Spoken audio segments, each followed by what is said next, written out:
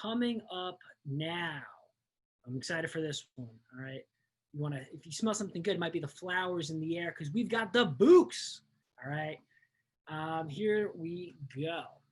So, time for another sponsor. Oh, before we go to the Bouqs, let's go to a sponsor. That's a great idea. This would not be possible today without our sponsors. Amazing sponsor right here, guys. This one is for Trustpilot. Thank you to Trustpilot for sponsoring our event today and supporting e-commerce week LA. We bring consumers and companies together to continuously share, collaborate, and improve. The power of Trustpilot's platform comes from being open to all consumers and companies, independent of both and transparent. That's good. Trustpilot is free and open to every company and consumer everywhere. So that's amazing. Sharing your experiences helps others make better choices and companies up their game. Visit eCommerce Week LA and click on their logo for more information. All right, cool. Looks like our squad is almost all here. I think we're just waiting for Kaylyn. Let's keep the intro going, right? I think she'll join in a bit. Okay, great. So before we do, John, nice to say hello to you. Let's go quick intro real quick. Next up, follow along as John Tabis, chairman and founder of The Bouqs, discusses what people first means to their brand when the world is on fire. Yes, the world has literally been on fire, so that's an accurate description. Discover how they bring this approach to every interaction and stick around for a flower arrangement and care tutorial with Floral design manager and content manager at Kaylyn Hewitt. Floral is optional, moderated by the legend Jeff Barrett. Jeff, how are you doing today? John, how are you doing today? Great, thanks for having us. Thank you for being here. We're so happy to have you. I'm going to let you guys talk. Have a great session, and I'll see you soon. That's awesome. And I'm not going to talk a lot because I'm going to let John have most of the airtime. I will say it is nice to not be having a full conversation with my cat for once, and to talk about some flowers and volcanoes. John, how you doing? I'm good. I'm good. Thanks. I see some Bouqs in the background. Oh, you know nice how we touch. do. Nice touch. You know, they're nice. For people who don't know you, your awesome commercials, or the Bouqs company, give us kind of a brief bio. Oh, and if they've never seen Shark Tank, but if all of these things, just give us kind of a brief bio and what the company's about. Sure. So briefly on me, my career has been in sort of brand strategy, storytelling stuff. A couple years at Bain & Company doing consulting, a couple years in advertising, and then almost 7 years at Disney in the corporate brand strategy group, which is an internal consulting group to the entire company around technology, consumer behavior, and what we do as a result of those things changing. And then left there in 2012 to join Shoe Dazzle. Lasted a grand total of 6 months before leaving to start Bouqs, and have been running the company now. Well, what I was running the company up until May, since November of 2012, and I stepped out of the CEO role into the chairman role in May. Hired an amazing CEO that is 10 times better than I am at being CEO. His name's Alejandro Bethlin, and he is fantastic.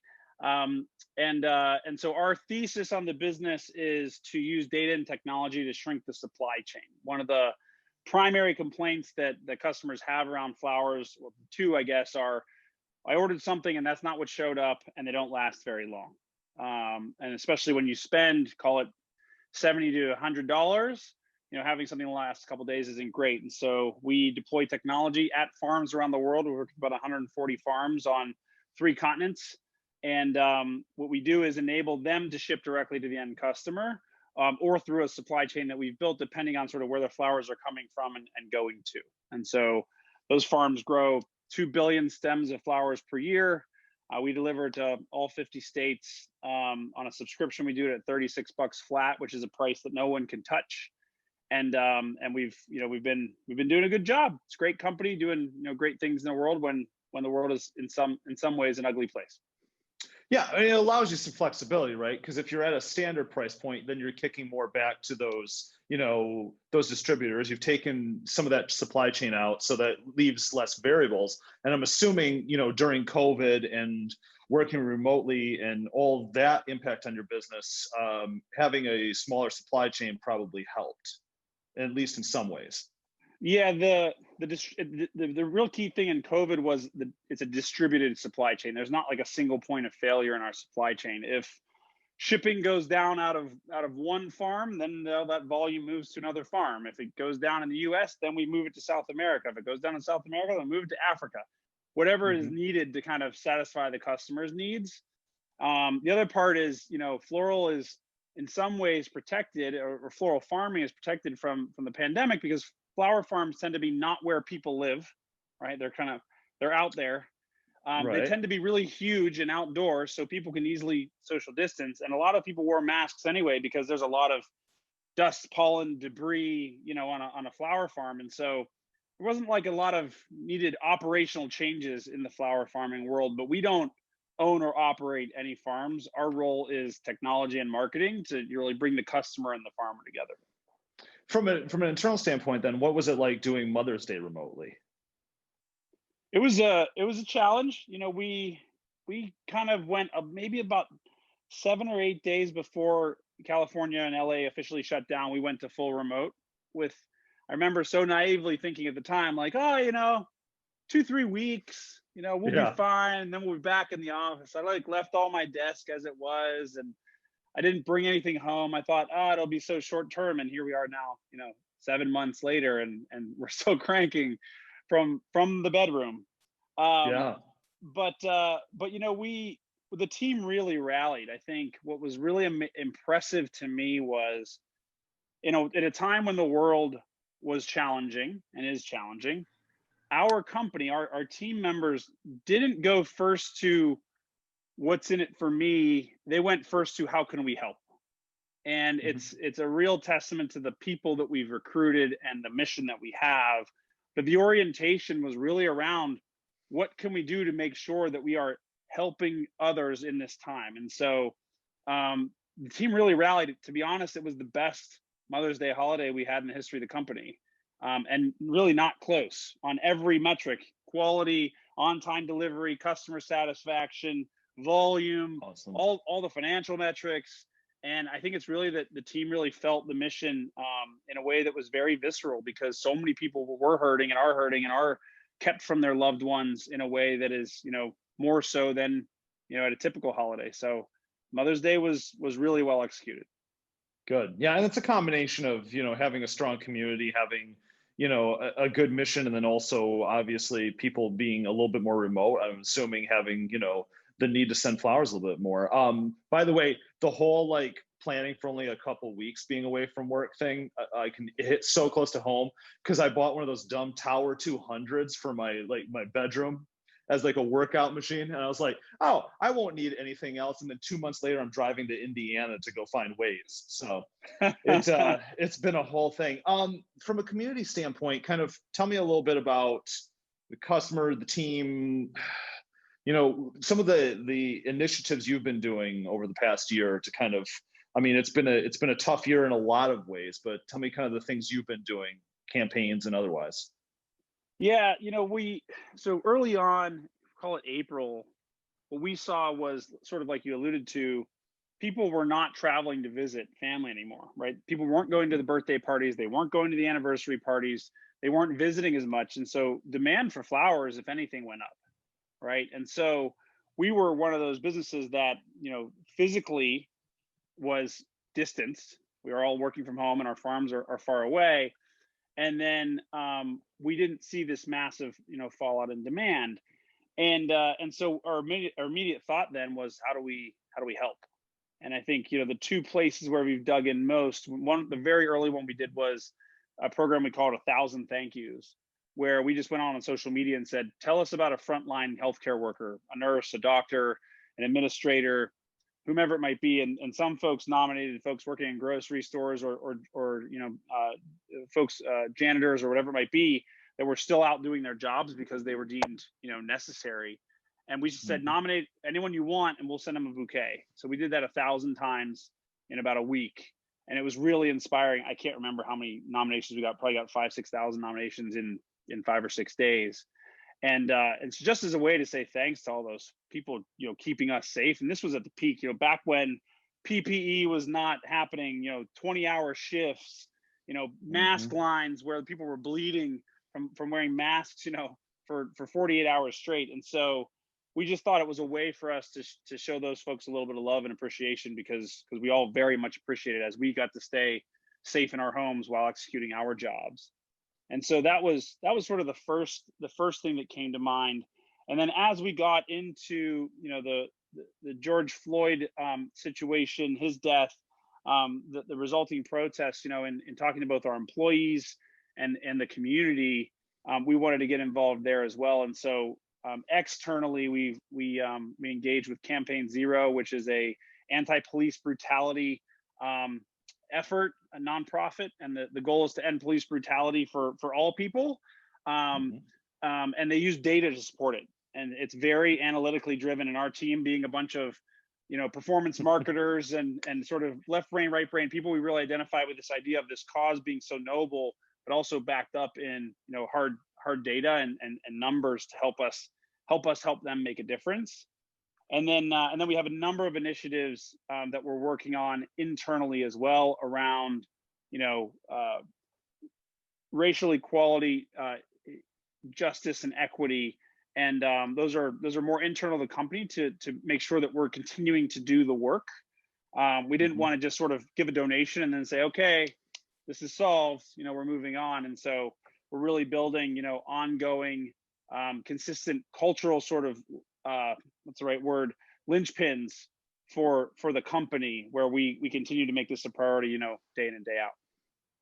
Yeah, why is it, this is always a question that pretty much answers itself, but why is it important for the Bouqs, or really any brand, to get involved in these kinds of initiatives? So, I think, look, personally, it's just the right thing to do, right? Yep. We just, as a leadership team, as a company, we just believe it's the right thing to do. There are ways that we can use the platform that we're lucky enough to have. We have millions of customers and millions of visitors to our website, and 700,000 some followers on social media. So we have a platform. So we sort of view it as our responsibility to do the right thing. But then you sort of put that aside and say, okay, even if you don't believe it's the right thing, how do you best engage with your brand and with your mission? And our entire mission is around kindness and love. Yeah. And how could we even fulfill our mission and not do this, right? If we stayed silent and on the sidelines, we're literally not living the mission that we set out 8 years ago, which is the whole reason for being of the company. And so for us to just even be the bit now, if you sell, I don't know, pipe fittings, maybe that's not your mission. And it's a tougher connection, right? Yeah. Tougher to make the good one, connection. I like it. Yeah. I like it. But maybe it's not as endemic to what you do, but then you should do it because it's the right thing. And then I think the third is just a question of where your customers are headed and who are your customers, right? I think, Nike's a great example of, they took a stand, whatever it is, 3 years ago with Colin, and his stance around, equal justice. And a lot of people said, oh, how can they get involved in this, strong view? It's so dangerous, such a big company. They've done better than ever. Why? Because they saw that's where their customers were headed. They wanted to double down and be where their customers were going. So whether it's business strategy, brand strategy, or just the right thing to do, we had all three reasons to really get involved. Yeah, and I think you make a good point about short-term versus long-term focus too there. You can look back on Nike's decision with Colin Kaepernick 3 years later and go, well, that's an obvious no-brainer, right, in 2020. I remember that conversation at the time, and people were like, well, I don't know. There's this market segmentation that you have to think about. The best point you're making is where it's heading, where people are heading, because as a marketer, that's what you need to be thinking about the most. You're not necessarily thinking right now. In fall of 2020, you're not really thinking about fall of 2020. You're thinking about Mother's Day 2021 and also a bunch of other things in 2022, 2023. Yeah, it's like playing soccer. You lead your player, right? You don't pass it where he or she was. You put it 5-6 yards in front of them so you can run right into the ball, right? Ideally, unless you go to a 6-year-old soccer game and then it's all just like a cluster and they're all kicking each other and nobody has separated. There's like 10 kids. Yes, exactly. Zoom, zoom. Yeah. I coach those kids. It's super fun. I love it. I love it. You're doing better than I am then if they're not clustering. They cluster and it is a cluster, but it's still super fun. Yeah, no, it's rewarding. Do you have any tips? I guess in general, because of your expertise going, way back into consulting and Disney, but do you have kind of tips on how brands can adjust to this new normal? Because like we thought it might be a couple weeks, it might be a couple of years, we don't know. So, do you make more short-term decisions? Do you kind of hedge or have a wait and see approach, or kind of how do you adjust? Yeah, the impact's gonna obviously vary so tremendously by business. I mean, yes, if you were a barber shop up until very recently, the impact to you is very different than the impact is to us or to a purely online business. And so obviously that, a lot of that depends. I think a couple of things. I think one is when I look at, let's say the world has changed 100%, however it's changed in many vectors, but let's say it's changed 100%, right? In a post-COVID world, it's not going to go back to zero. The change is not going to revert to zero. There are fundamental changes happening in our behaviors every day, right? I was a guy who was never, ever going to buy AirPods. Yeah. Because now I'm on the darn Zoom so much that like it doesn't make any sense to not have the product, right? It was like, and that's like a very small example, but think about your business and see how it's changed today. And then I think, as you said, like looking ahead, place your bet on how much you think it's going to revert. Is it going to revert 20%, 50%, or 75%? It's not going to be zero.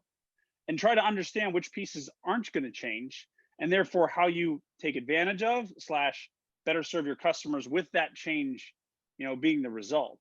One of the things that I think a lot about now is, having kids out of school was sort of viewed as this, you don't miss school. You go to school all the time. People send their kids to school sick. They send them all the time when they're well. They cancel trips. They don't go visit grandma and grandpa during the school year. In 2 years, is that going to be the case? Is there going to be a world now in which kids can Zoom into their classrooms year round? And then what behaviors does that change in consumers and families and households in education? There's going to be massive changes because now everyone knows that it's possible. And how possible is it? Well, with a kindergarten, I think it's 0.01% possible because I got two of them. And it's the older you get, right, the more that's always interesting about that.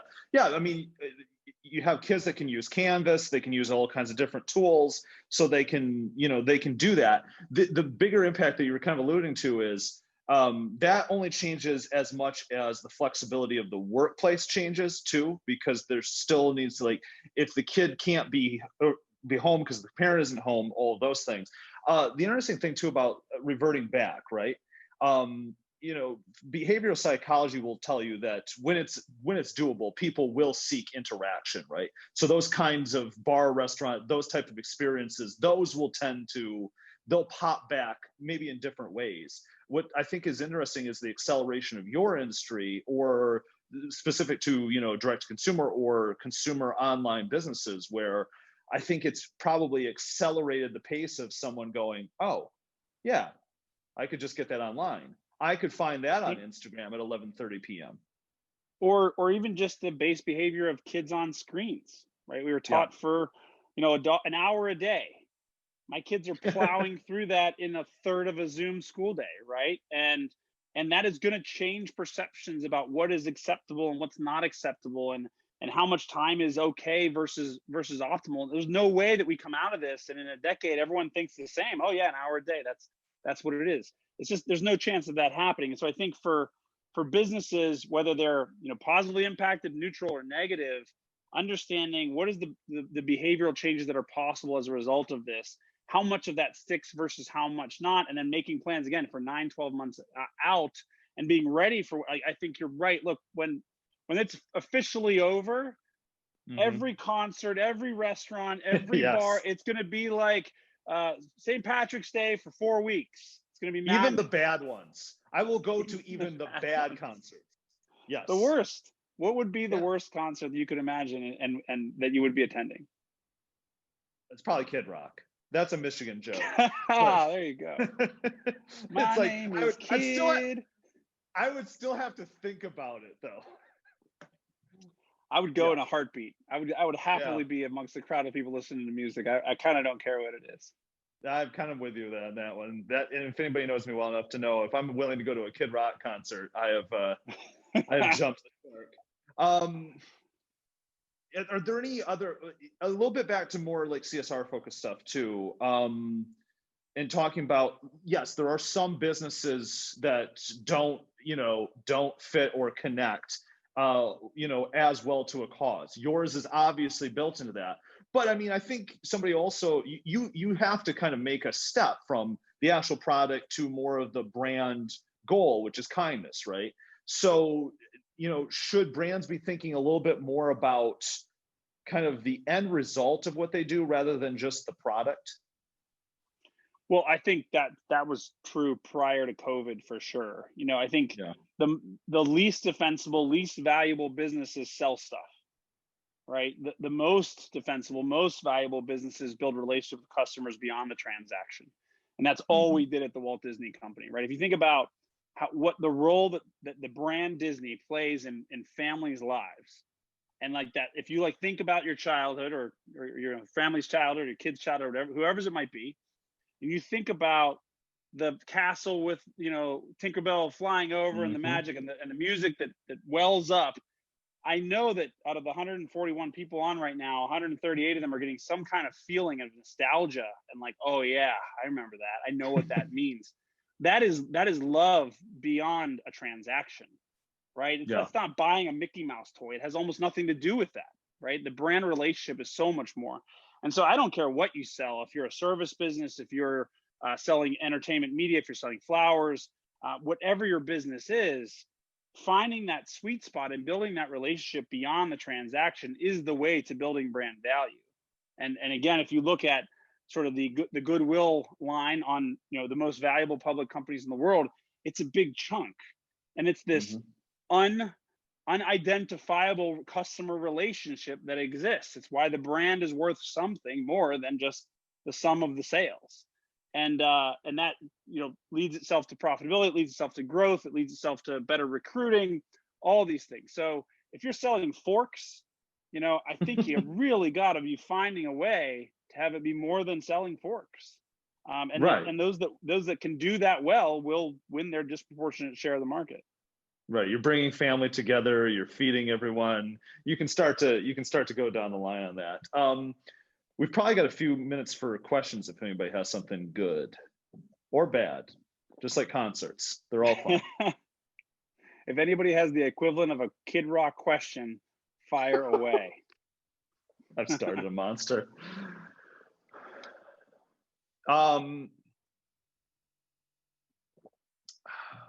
What is by the way, as we wait for a couple of questions to come in, what's the dumbest habit you've acquired during this pandemic?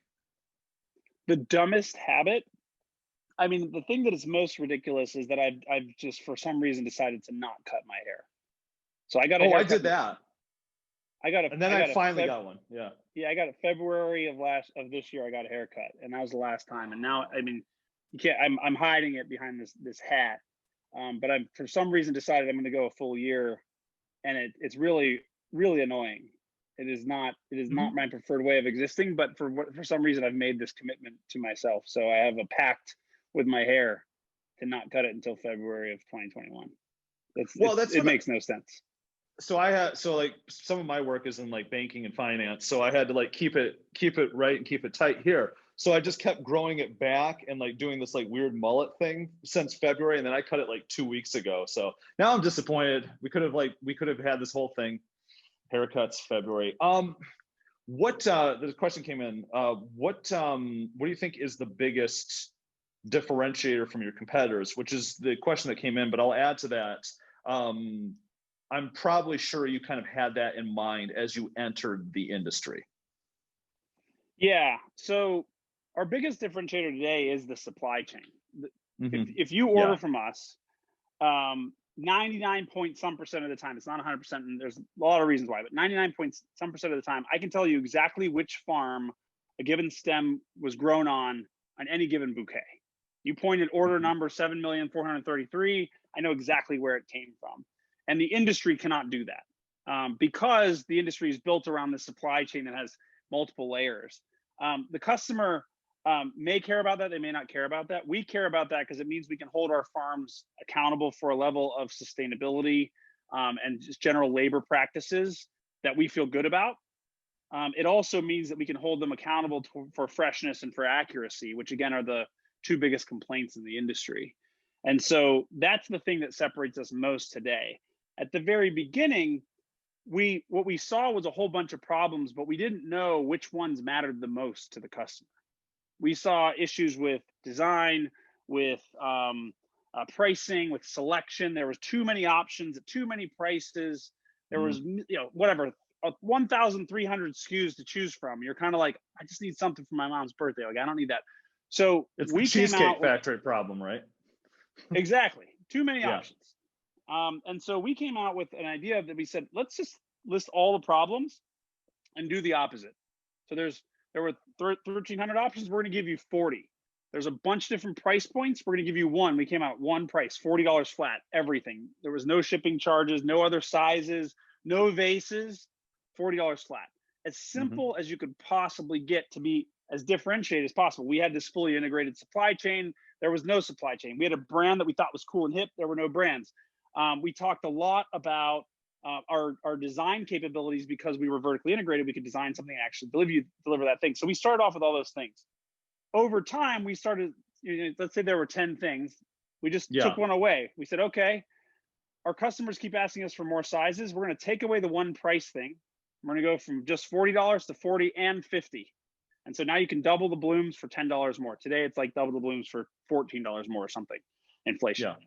But let's see how that goes. And customers liked it more. So we said, okay, so maybe the one price thing is not the primary driver of the growth. We can maybe remove that.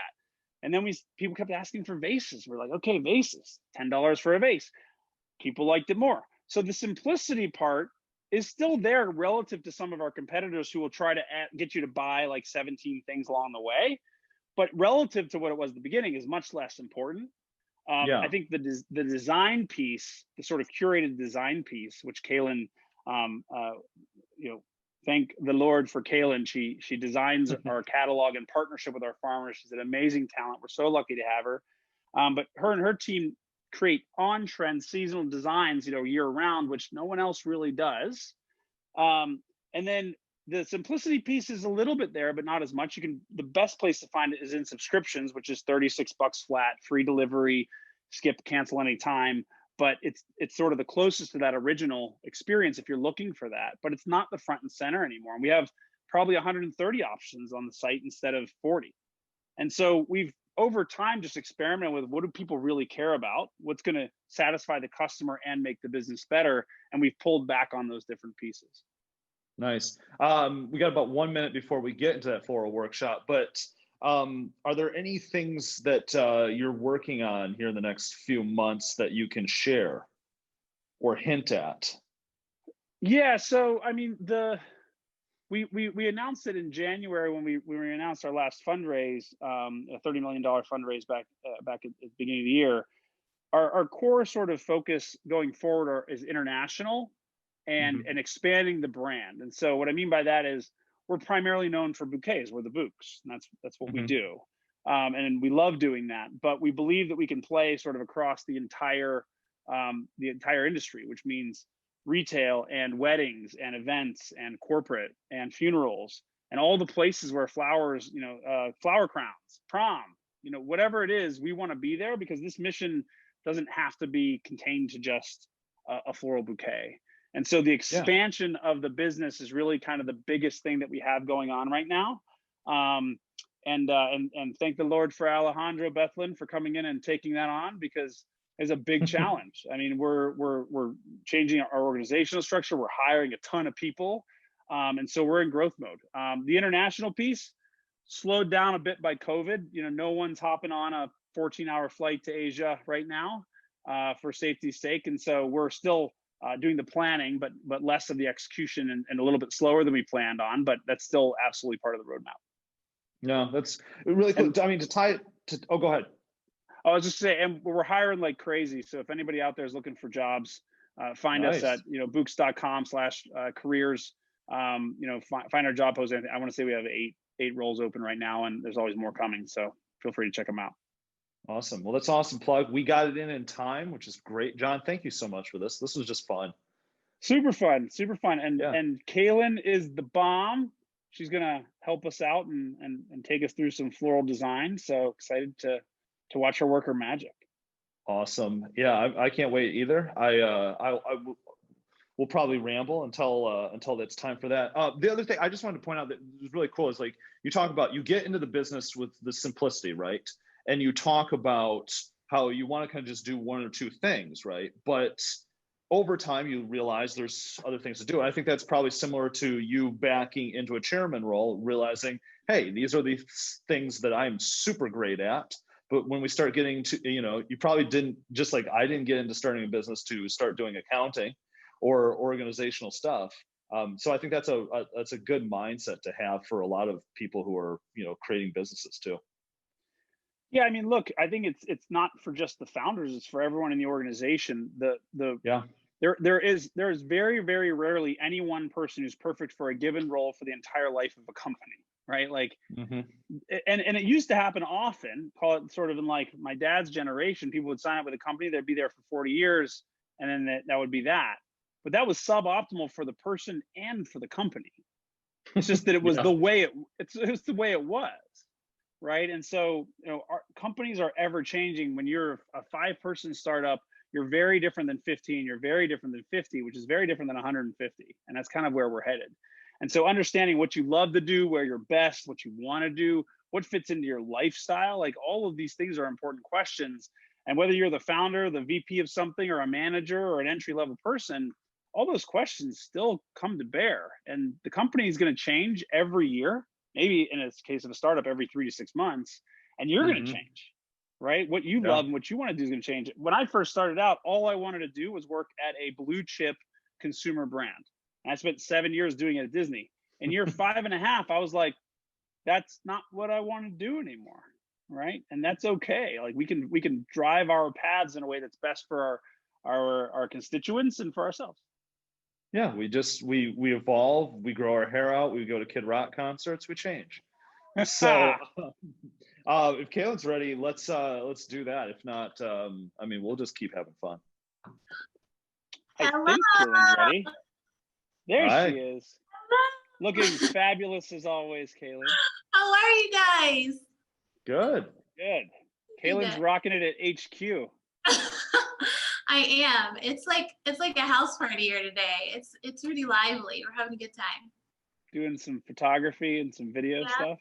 Awesome. Yeah. Awesome. Well, I'll let Jeff DJ from here with you, Kaylyn. Thank you for lending your time and talents as always. It's good to see you. Thank you, Jeff. Thanks, John. Thanks to Hawke and e-commerce week LA. Peace all. Yeah, and I won't do much. I'm gonna sit back, let you do your expertise. I've got something behind me. I've got a cat that's running around, and I've managed to keep him away from the flowers for 24 hours. So I'm feeling very proud of myself. You should. That is actually really important. So proud of you for doing that. Thank you guys for having me. It's such a pleasure to be here. My name is Kaylyn Hewitt, and I'm the lead floral designer at the Bouqs company. So you got to hear a little bit about what I do from John, but yes, I design our product, which is a dream job, to be honest. So I work very closely with our farms all over the world, and we create what ends up on your doorstep. So this is always so much fun for me. So if you guys got any flowers, just raise your hand and put your video on. It'd be fun to like do this together and walk you guys through the process together. But yeah, we'll just kind of go through and talk about flower care, flower design. If you have any questions, holler. Hello, this is so fun. So yeah, so we will design flowers together.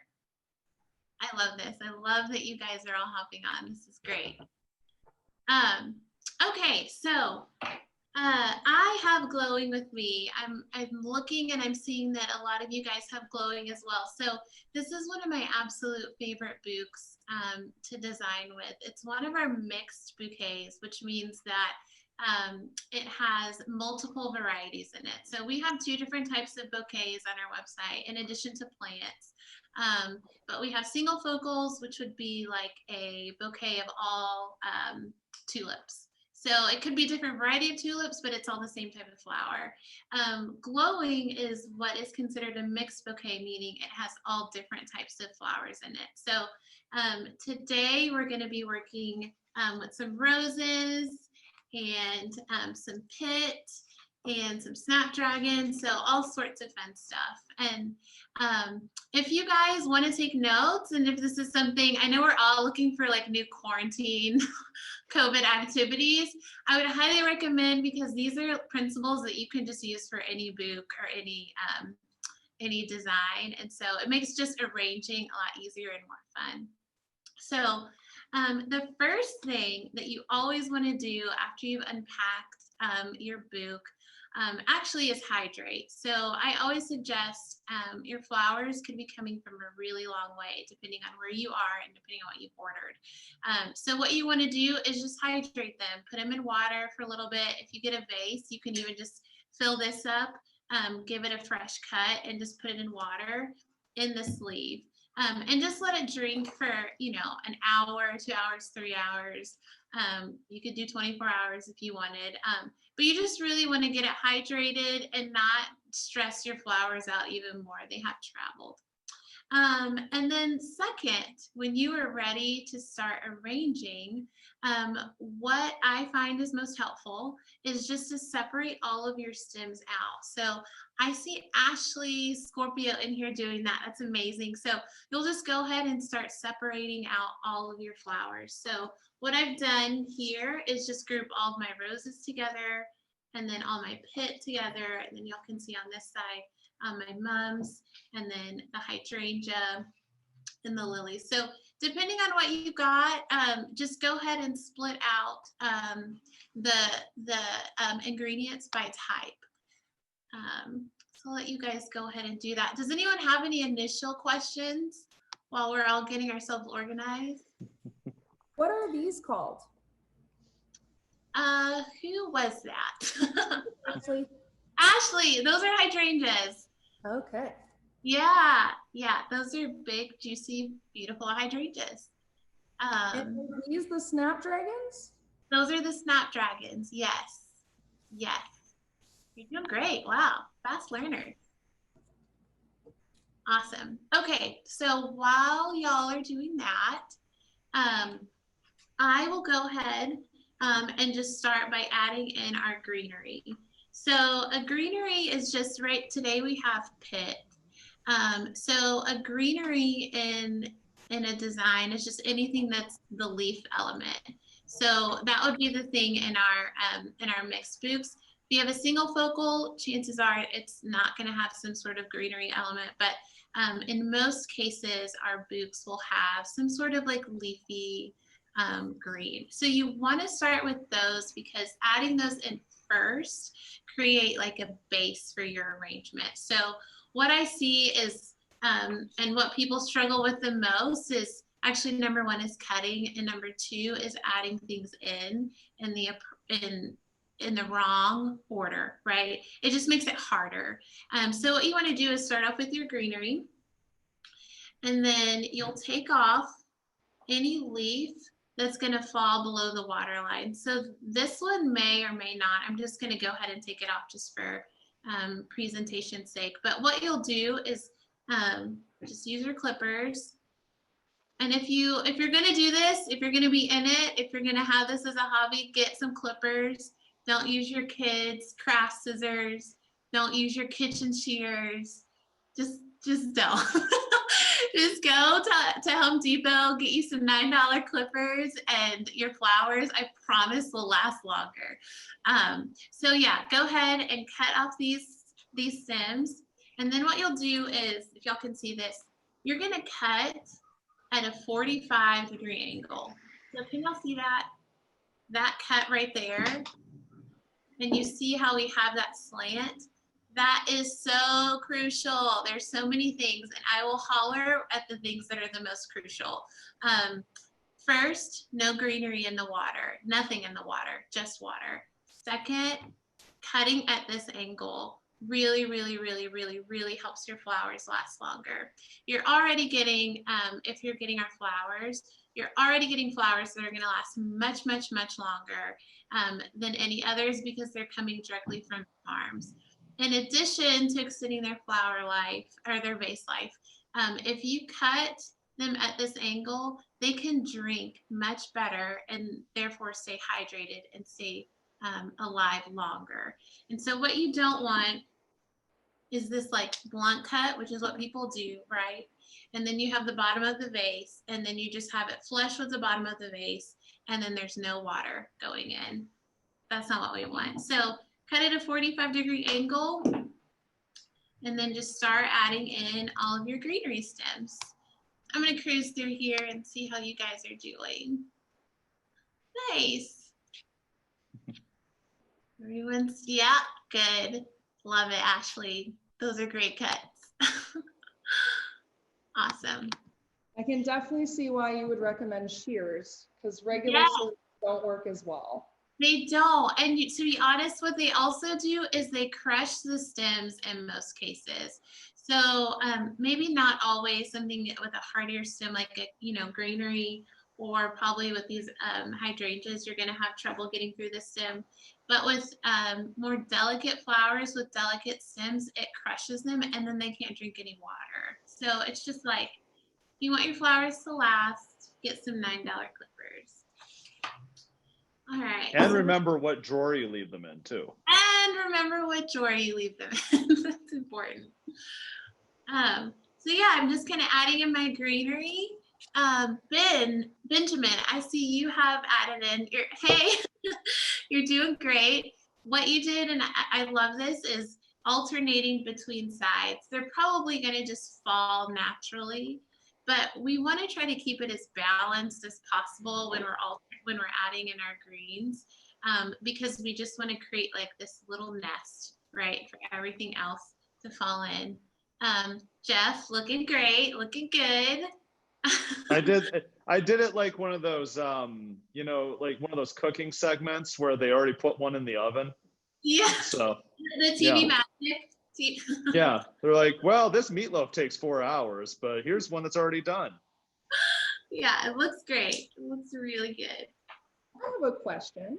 What's For up? a standard size sort of narrow vase, how many stems is the right amount? Because obviously you don't want to overcrowd it, right?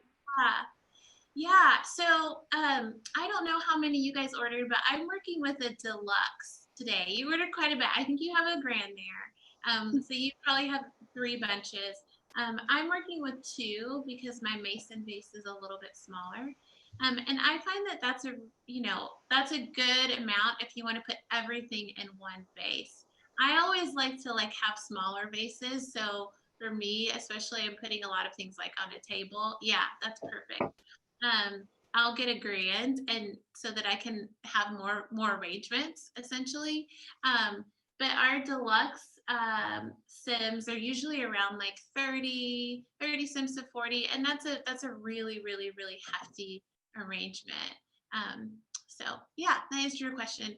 But it also depends, and this would be like the advanced class. It also would depend on how short or how long you kept your stems. So you're going to be able to put in a lot fewer flowers if you cut your stems a lot shorter. And you're going to be able to put in more if you keep your stems longer. But that's a whole other TED Talk on flowers. So, great. So if everyone has their greenery in, we're going to actually layer in our hydrangeas next. And that's for 2 reasons. So these are technically I would say an accent flower. But because they are so leafy, you guys can see, they have these really, really big leaves.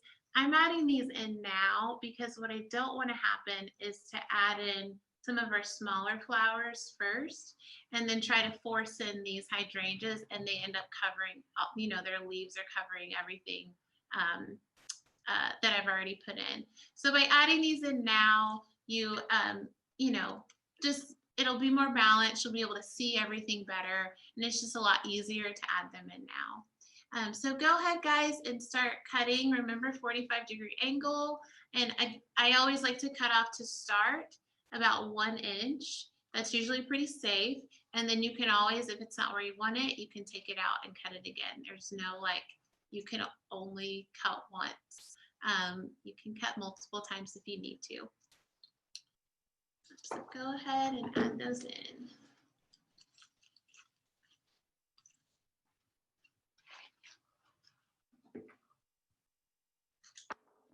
Is this the first like design class or instruction that everyone has taken, or has anyone dabbled in flowers before?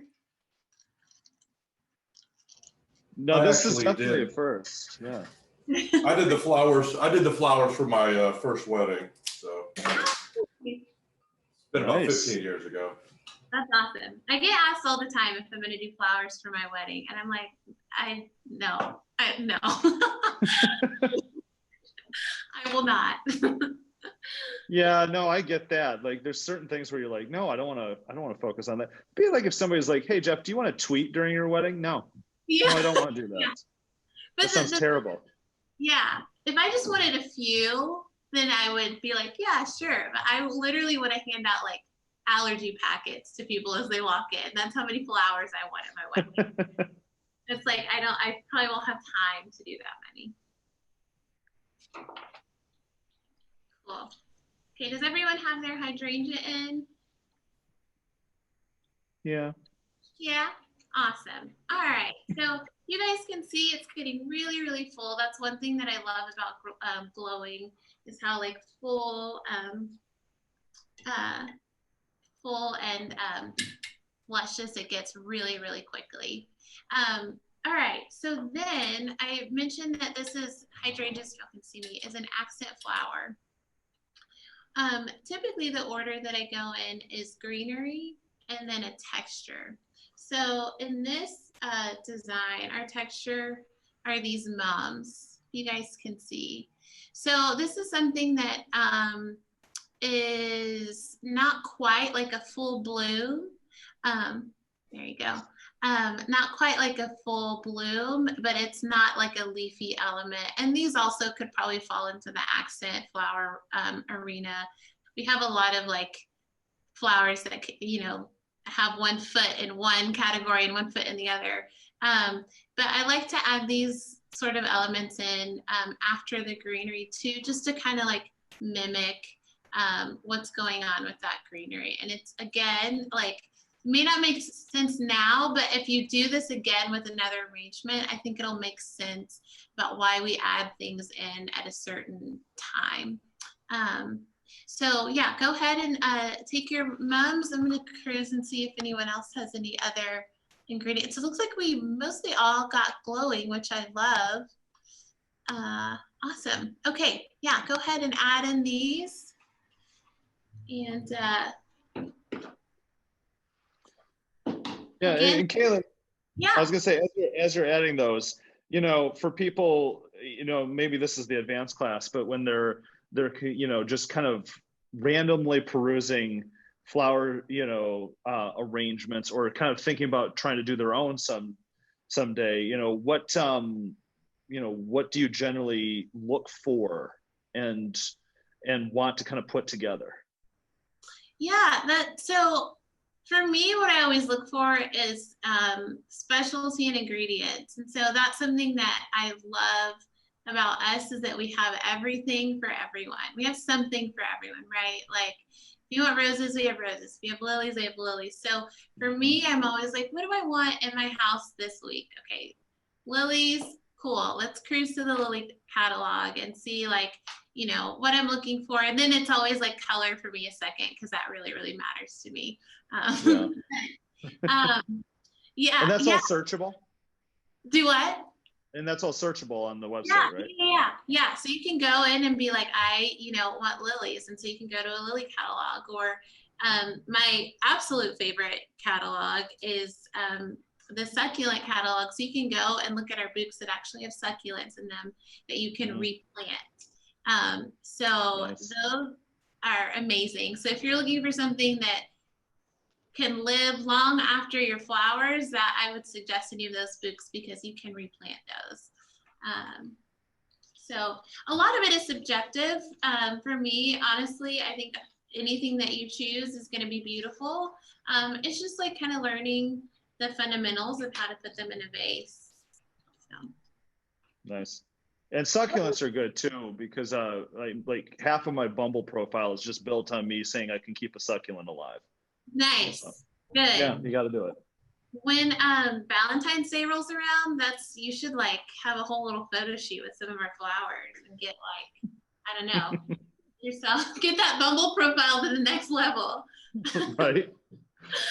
If it's still up by February, I'm doing something wrong. It's true. And friendly reminder, I know I've said this, but I say it a million times because people forget, and then it makes me sad. But make sure there are no leaves in the water.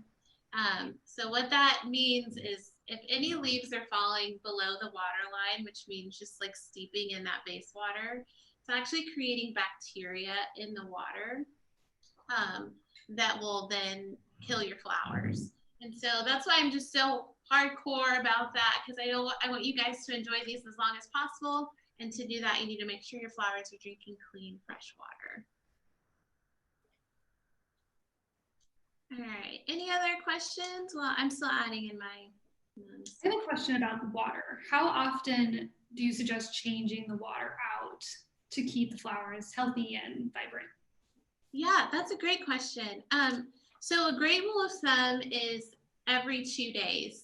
You want to just, you know, pull them out, take them from like the lip of the vase, just grab them, pull out your arrangement, and then change the water with like cool, you know, fresh water. 2 days is good. There are some flowers that drink a lot faster than others. And so like things like sunflowers or roses, sometimes like garden roses they're just a lot thirstier than other flowers. So you just sort of monitor the water level. So I usually check mine at least like every day, depending on the flowers that I have. But a good standard rule is like every 48 hours, change the water. And if you know you're going to change the water, do you put in like just a little bit of plant food to begin? Yeah, yep. And save some. Yep, save some plant food and just add it. Usually ours will come with one bunch will come with one flower food, and I'll use half of it when I'm putting them in the vase, and then use the other half in the next 2 days. So I'll use it for like the length of the vase life of my flowers, and then that's plenty. That's more than enough. Cool. All right, guys. This is what mine is looking like. Probably zhuzh, move some things around. But awesome. Cool. All right. So next, we're going to add in our snapdragon. So this is where we get into true accent flower territory. So it's just like a smaller bloom, right? So these roses are going to open up to be just crazy full and beautiful. And we'll talk about bud stages when we get to the roses. But accent flowers are just flowers that are, you know, they're smaller blooms. They're linear. They're things like ranunculus and again, mums. If we had like disbuds or pom-poms, that would be considered an accent flower. Carnations. So it's just not the star or what's going to open up to be probably the biggest focal or bloom in your arrangement. So I add these in next for the same reason I added in those hydrangeas earlier. because I don't want to cover or, you know, have these when they open, not have enough room to open. So by adding these in now, we create these like little pockets of spaces that our bigger focal flowers can then open up to, and they're not kind of like smushed and they never open. So we'll add in our snapdragons next.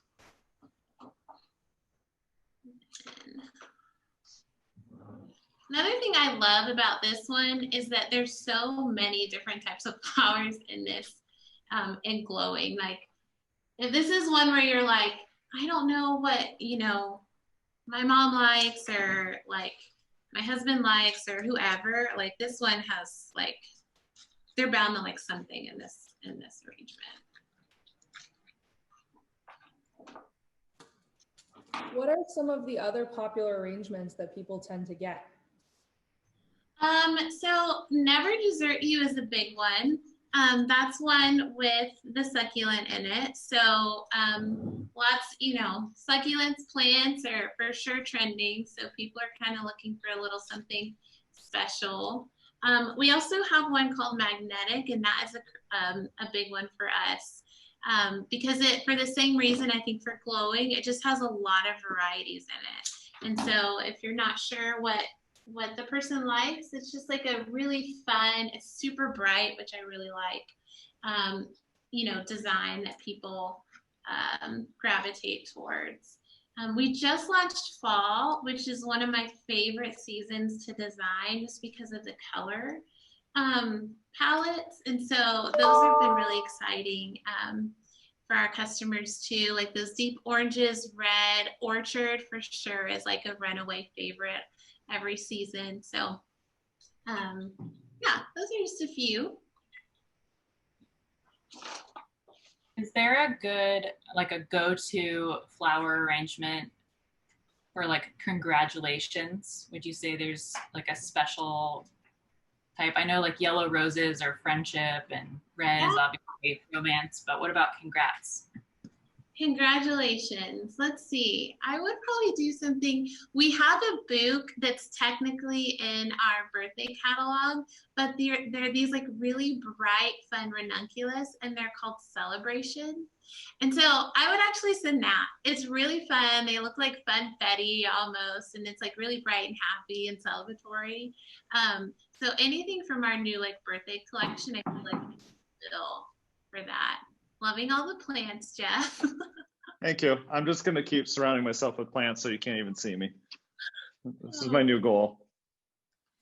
But yeah, thanks for the question, Elizabeth. That was a great one. Any other questions? No? Cool. All right. So my snapdragons are in. This is what it's kind of looking like. You can see. So at this point, I feel like it becomes pretty easy to see where our focals should go. We technically have two in this arrangement. We have lilies and roses. So it becomes pretty easy to just like dot in your focals at this point.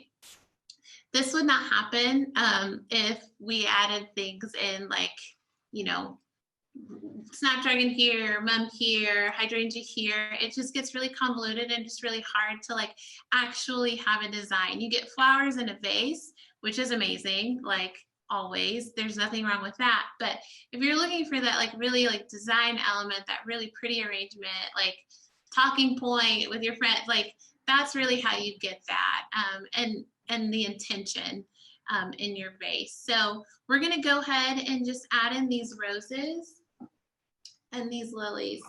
And then I promised you guys I was going to talk about this, but both of these guys are in bud stage. So we ship that way for a reason. So we want our flowers by the time they get to you to last as long as possible. So our farms will cut flowers at their bud stage so that you have a longer time to enjoy them in the vase. And so these lilies are white lilies, but they're gonna, you know, start to bloom in the next like 3 days, 2 to 3 days. And then these roses are gonna just bloom immediately when I give them a fresh cut. Not bloom fully open, but they'll just start to bloom when I put them in the water. And so that's something that I wanted to call out to you guys, and something that's very different that we do is sending flowers in bud stages so that you can enjoy them a lot longer. I'm just gonna actually probably dot in my lilies first, and then I'll put in the rest of my roses. And you guys can just fire off questions as we finish this arrangement. Do you have any like recommendations for people if they don't have a lot of, like for flowers and succulents, if they don't have a lot of light in their room? Oh yeah. So actually tulips are a great option if you don't have a lot of light, because they tend to they'll still continue to grow in water, and also kind of with sunlight as well. So if you don't want that, which I actually wouldn't advise, because then they grow over to the top of your vase and then snap. That's a really good one for low light. Plants, we have a snake plant on our site right now. That is truly like such a hard plant to kill, and it thrives in all of like the worst settings. So it's like you would almost have to be like trying to kill that plant. So that's always a good option. Yeah, those would be my two suggestions. Roses. Yeah, I'd co-sign. I would definitely co-sign on the snake plant. Yeah, those are they're like the cockroaches of plant. Right. Millennial friendly. Yes. Yeah. Very much so. Apartment friendly. They're there for you. And then if you can do that, then you can step up to a jade. Oh, yeah, you could. Yeah. I'm seeing your guys' arrangements, and they look really, really beautiful. You guys are awesome students. All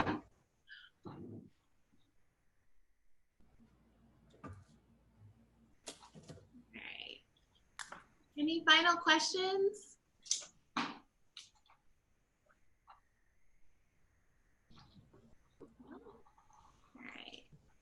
Is there anything we should worry about with house pets and our bouquets? Yeah, so we actually have some call outs on our website for flowers that are more pet friendly, truly. Like there are no flowers that you can be like, this is 100% safe for your pet. There are some that are just so horribly toxic that, just keep them away at all costs. And those are lilies specifically for cats. It's just, it's terrible for them. So I would, advise keep those away, keep the lilies away from your dogs as well. Alstroemeria is also one. We don't have that in this design, but that's also a flower that's just not good for your pets. But we do have those call outs on our website. Keep them all away from your pets. But those are the two that, if your pet's ingested them, they would need to be taken to the vet immediately. So. Well, I've added in all my flowers, and I'm really happy with what I got to design with you guys today. I'll probably zhuzh it a little bit, but it was so fun to be here with you guys and teach. Ashley, it looks amazing. You got 2 out of your grand. I love that. Really pretty. Awesome, man. We got this done in time. Look at us. That never happens to me. I'm not known for my brevity.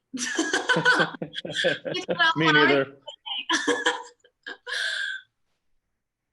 Cool. Awesome.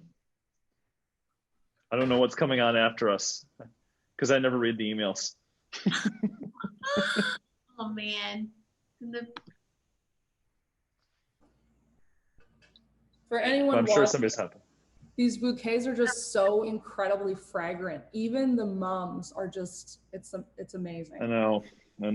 It's all right here. It's all in that freshness. You got to keep it fresh. Keep it from the farms. It's Thursday tomorrow, everybody. Treat yourself. Yeah. Guys, those flowers look amazing. I can smell them from here. Oh, thanks, Steven. And also, I never knew so many of these little tricks, and that flowers have such cool names. People don't think that flowers are tough, but if you have like this can snap, people have to take you seriously. Yeah. So thank you so much. It's been a great session. John, I really liked your comments about Disney and being leading with kindness. I think that we can all learn a thing or two from Tinkerbell. So I just want to say thank you so much for this amazing session. And I hope that everyone, got something out of it, because I know that I did. Such a cool art. So thank you guys again.